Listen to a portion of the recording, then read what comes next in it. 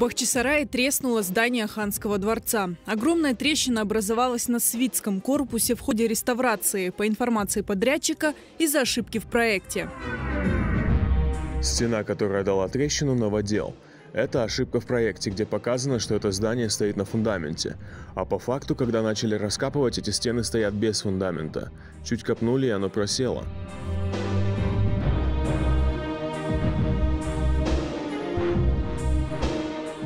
Во время укладки канализации на набережной Чуруксу съехал грунт и здание просело. При этом подрядчик уверен, что серьезный урон зданию не нанесен и все устранимо.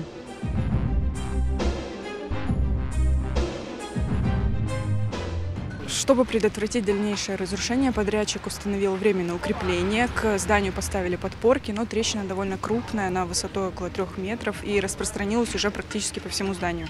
Точные причины разрушения здания еще предстоит выяснить. В Комитете по охране культурного наследия и Министерстве культуры Крыма заверили, что держат ситуацию на контроле.